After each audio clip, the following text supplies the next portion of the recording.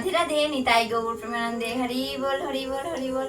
তো আপনাদের সকলকে স্বাগত জানাচ্ছি আমাদের এই ছোট্ট আদরের কানাই লালের চ্যানেলে। তো এখন আমাদের কানাই সোনাকে ঘুম পাড়াবো, তো সেই জন্য ড্রেস খুলে দিয়েছি এবং সমস্ত কিছু খুলে দিয়েছি।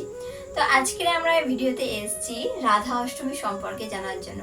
এই 2024-এ কবে রাধা অষ্টমী পড়বে, তো 2024-এ আমরা এই যে রাধা অষ্টমী কিভাবে পালন করব, তো সমস্ত কিছু এই ভিডিওর মাধ্যমে জানতে পারবেন। তো রাধা অষ্টমীর ব্রত আমরা পালন করব 2024-এ 11ই সেপ্টেম্বর বুধবার। তো এদিনকে আমরা রাধা অষ্টমীর ব্রত পালন করব। কখন আমরা পালন করব?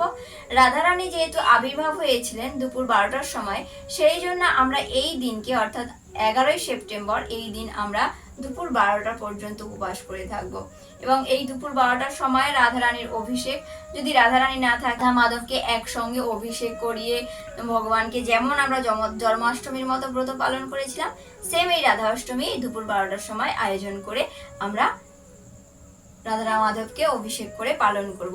তো দুপুর 12টা পর্যন্ত ভক্তরা উপবাস করে থাকবে। আবার কোনো কোনো ভক্ত চাইলে পুরো সারা দিনটা উপবাস করে থাকতে পারে, পরের দিনকে সূর্য উদয়ের পরে পালন করে নিতে পারে, সকাল 9:30টার মধ্যে পালন করে নিতে পারে। তো এই রাধা অষ্টমীর ব্রত আমরা কিভাবে পালন করব নিজেদের বাড়িতে থেকে। তো সবার বাড়িতেই নিশ্চয়ই রাধা মাধব আছে বা গোপাল সোনা রয়েছে।